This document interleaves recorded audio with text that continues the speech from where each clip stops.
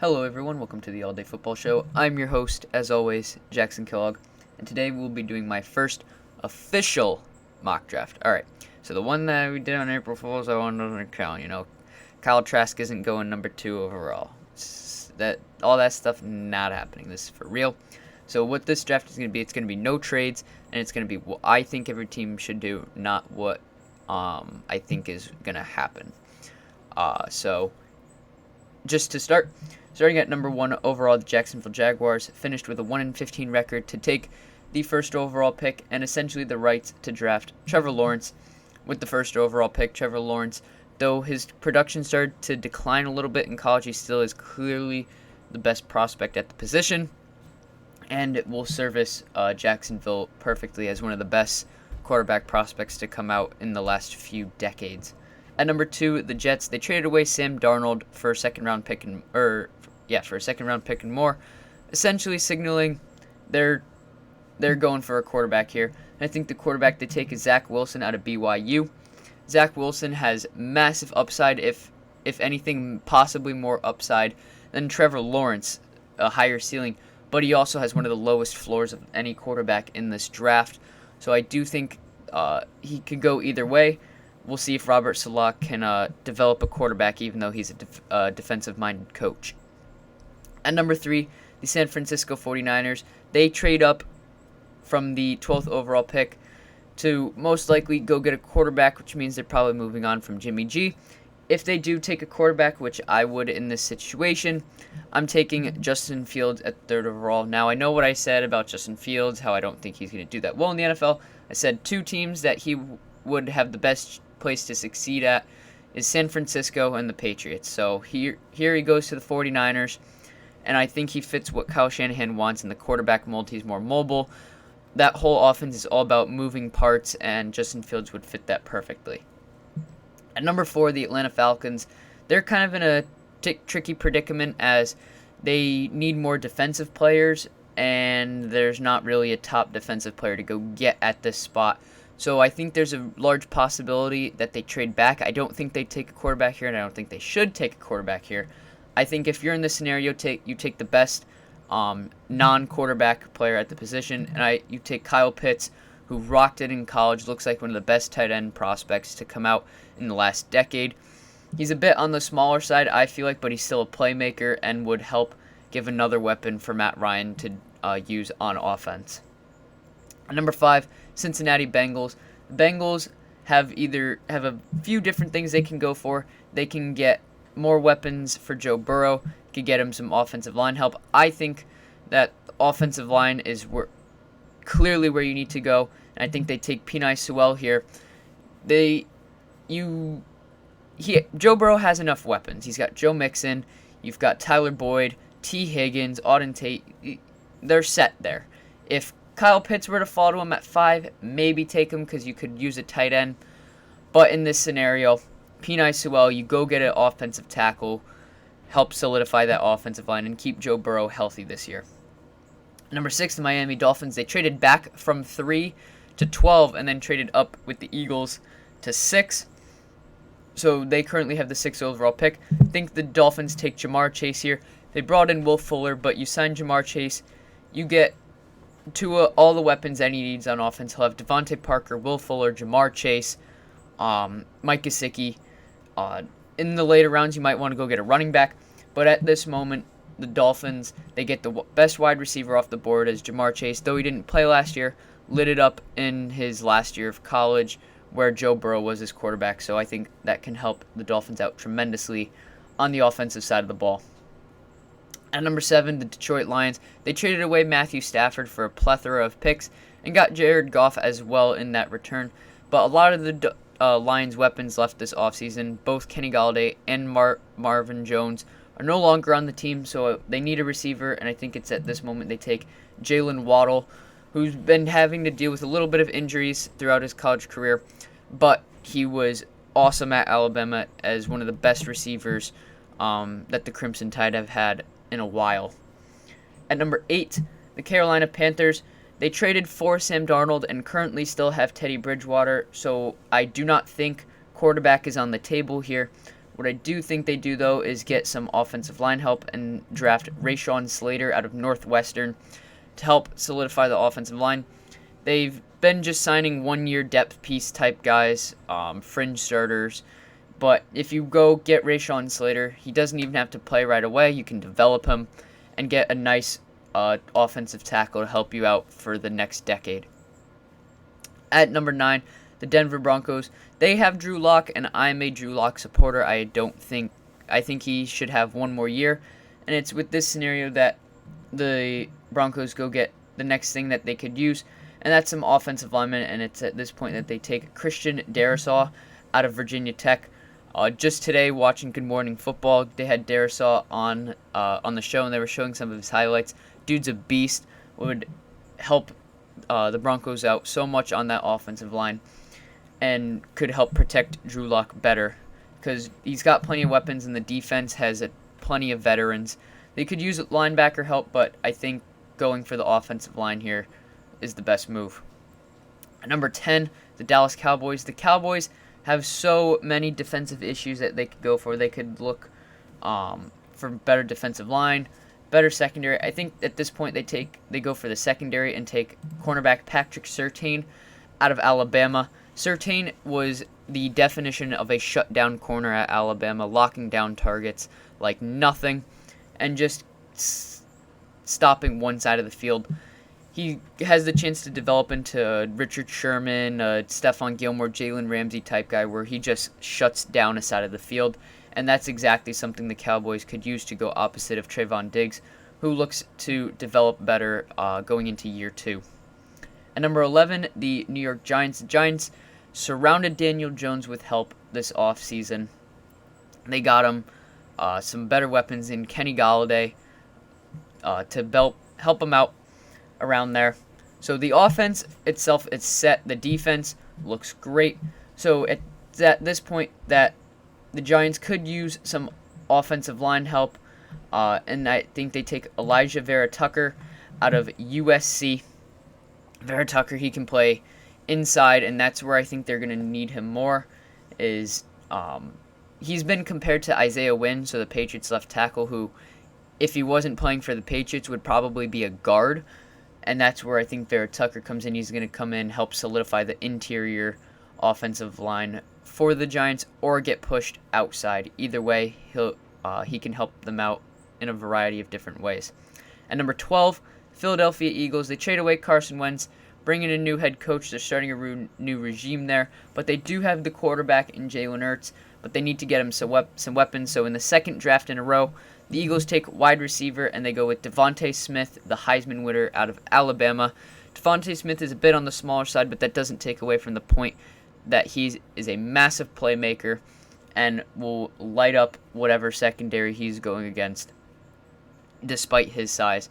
I'm hoping the Eagles don't ruin him, but at this point, nothing would surprise me. But Jalen Hurts now, with this pick, would have plenty of weapons to work with between Devontae Smith, Jalen Reagor, Dallas Goedert, Travis Fulgham.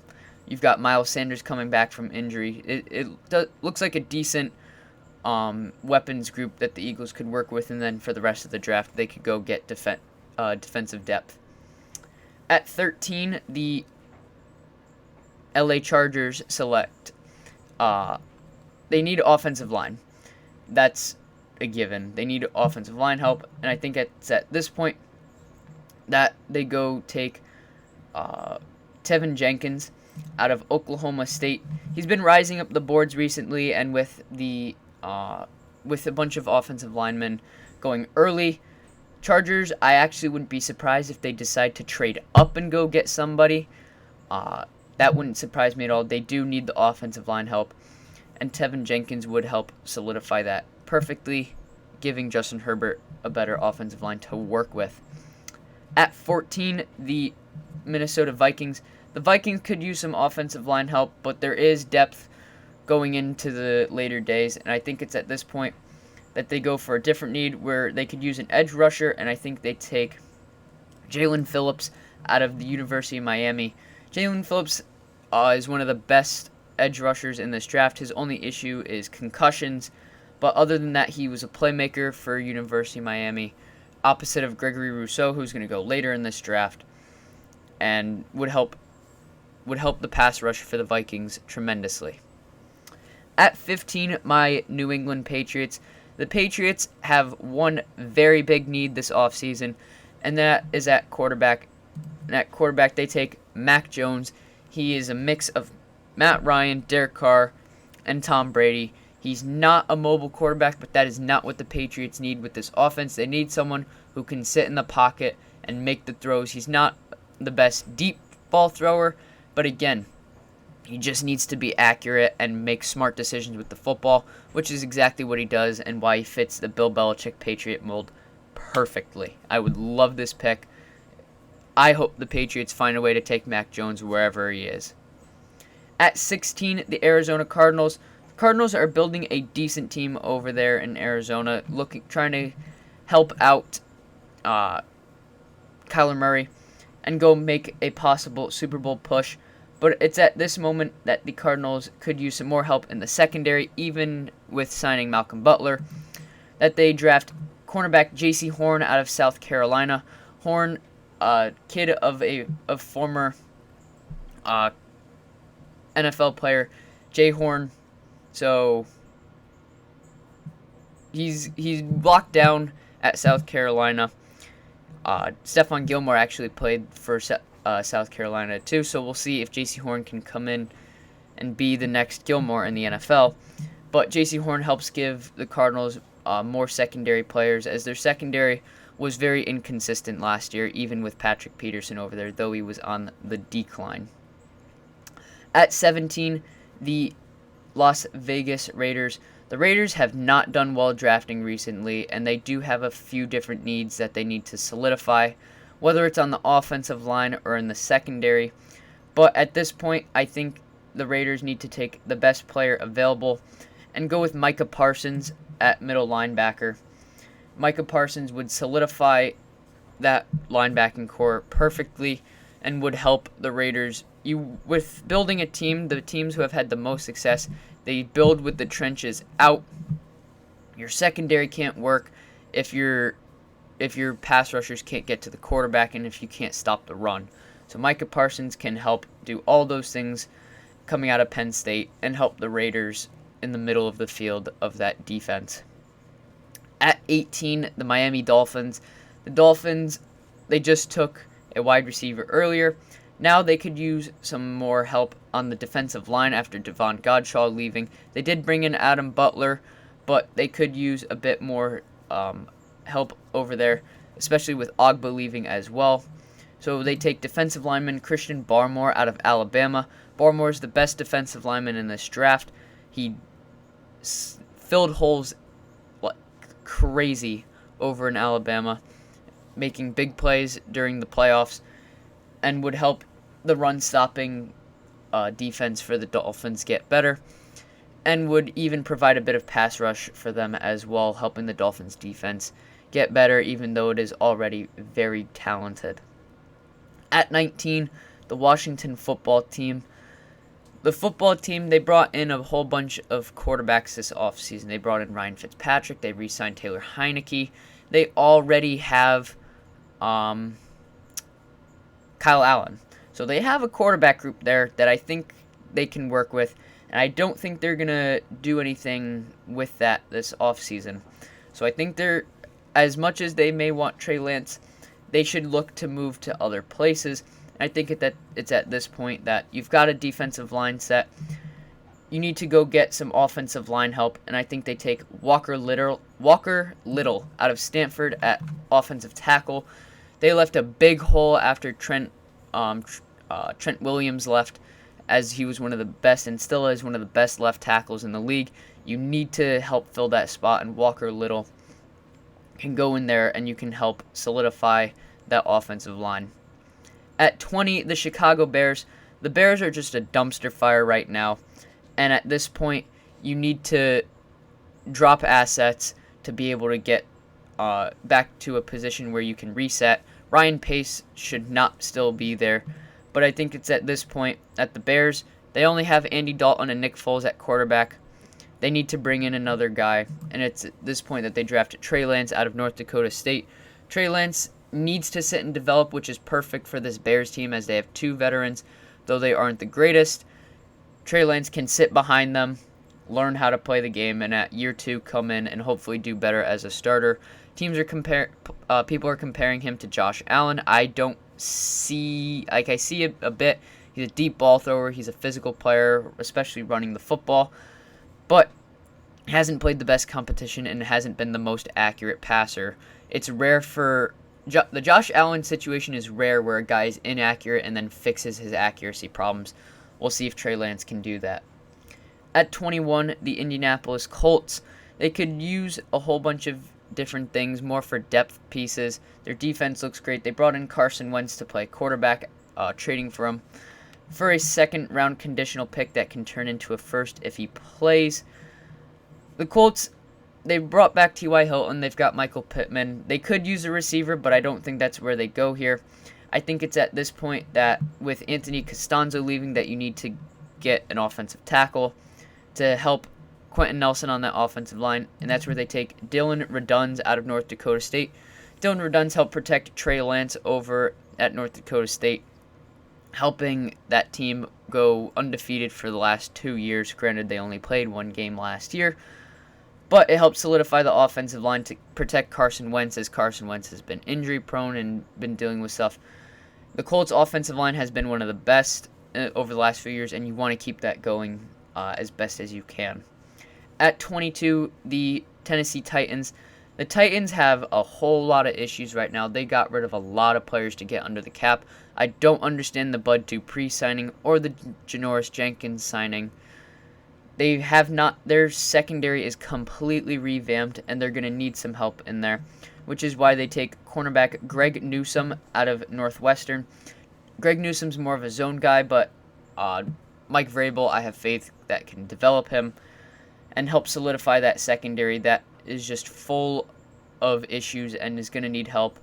Because right now their top 2 corners are Jack Rabbit and Christian Fulton. Fulton was awful last year, and Janoris Jenkins was the worst defender on a Saints team that was going to make a Super Bowl push. So they need help in that secondary, and Greg Newsome can help give that to them. At 23, the New York Jets, they went and got their quarterback. Now they could use a bit more help on the defensive side, and that's when they take edge rusher Kwity Paye out of Michigan. Kwity Paye is just another of a long line of Michigan players to go in the first round at the linebacking spot in the last few years. 2 of the others have gone to the Patriots, though, in Chase Winovich and Josh Uche. But this time it goes to a division rival in the Jets, helping the pass rush go for the Jets as the defensive line looks very good. They brought in Sheldon Rankins, and they already have Quinnen Williams there. The defensive line looks good now. Build the next step back and get an edge rusher to help the rush for the Jets, something that Robert Saleh values heavily. At 24, the Pittsburgh Steelers. The Steelers need a quarterback of the future, as Ben Roethlisberger has looked awful. Mason Rudolph has proven he's not the answer. They did bring in Dwayne Haskins. They're going to see if they can develop him and do something there. But they could also use some offensive line help. So that's when they go and bring in Alex Leatherwood out of Alabama. Landon Dickerson would also be a great move here, as they need some help with Marquise Pouncey leaving. But Leatherwood helps solidify the outside, and they can move to help the inside of the offensive line. Next, I think the Steelers could also use some secondary help after having a bunch of their guys leave in the offseason. Linebackers could help with Bud Dupree leaving, but they do still have TJ Watt. But again, the offensive line, you're going to want to protect Big Ben as he is older. He's going to need more time to throw, and that's what you get when you go for Alex Leatherwood.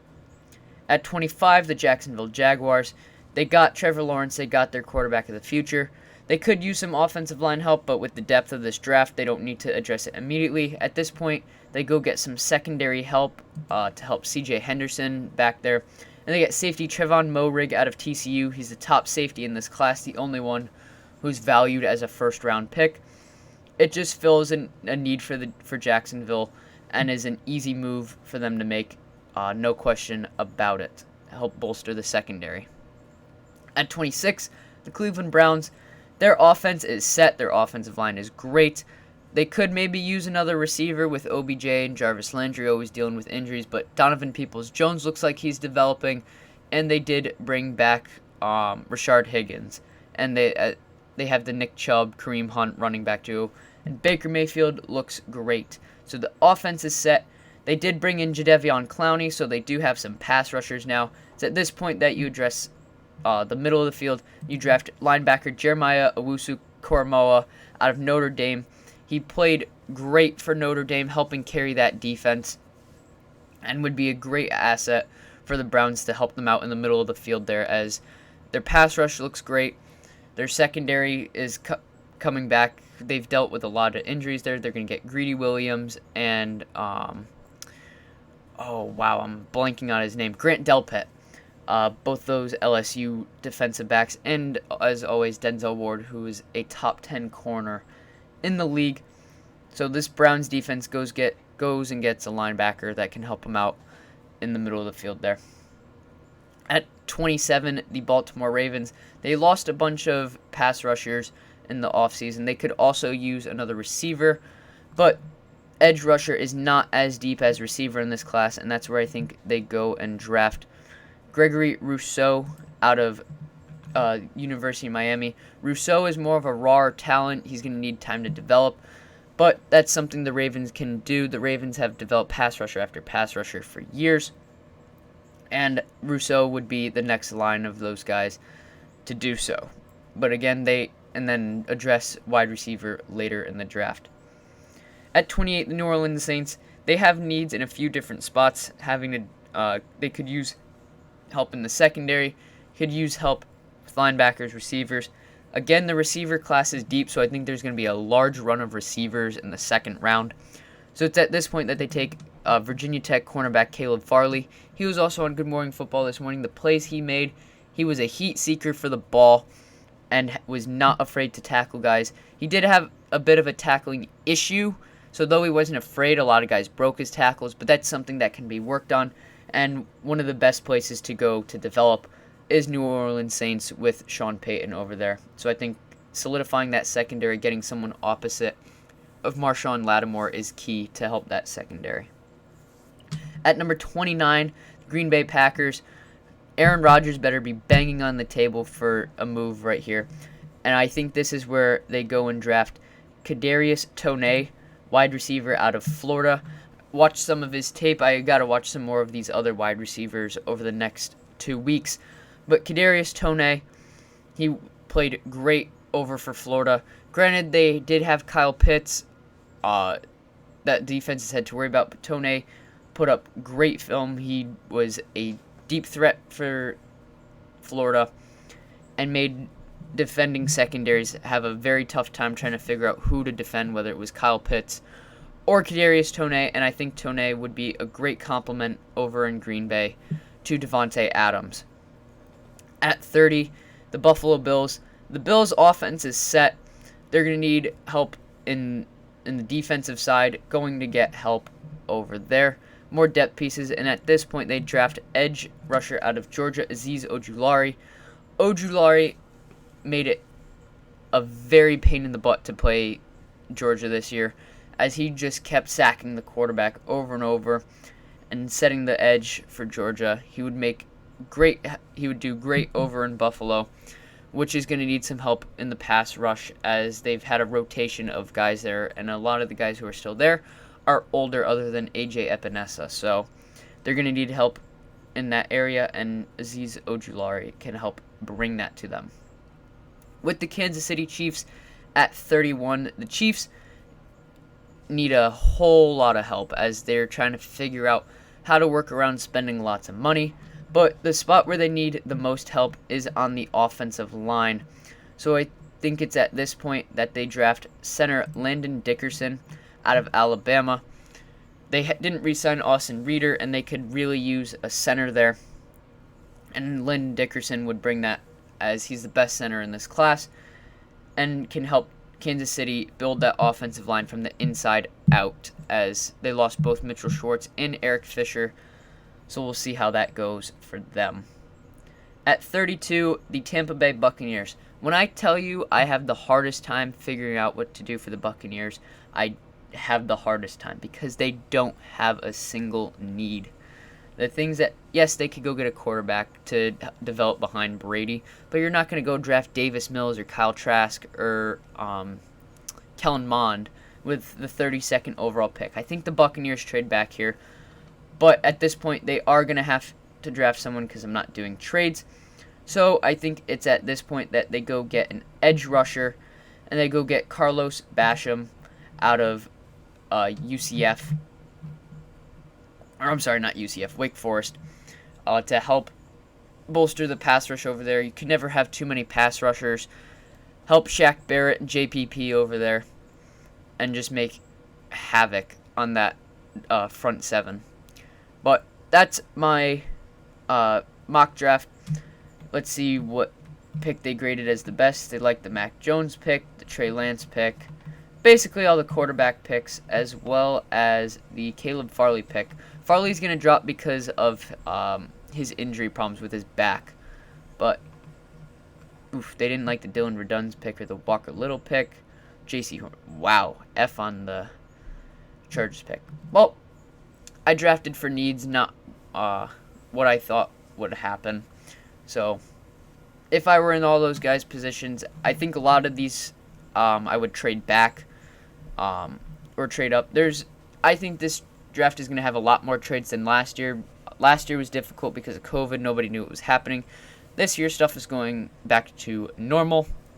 So we're going to see a lot more of the normal drafting around or trading around the board type of moves. So we'll see where all these teams go.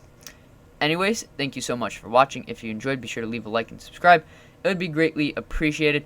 Be sure to check out my new Patreon. Be linked in the description. Get all sorts of benefits like updates when videos are coming out, access to talking like conversation groups, videos on intro, or if you're new to the game of football, basics to teach you about the game, as well as going more in depth in the game, as well as the chance to be on future videos as a guest.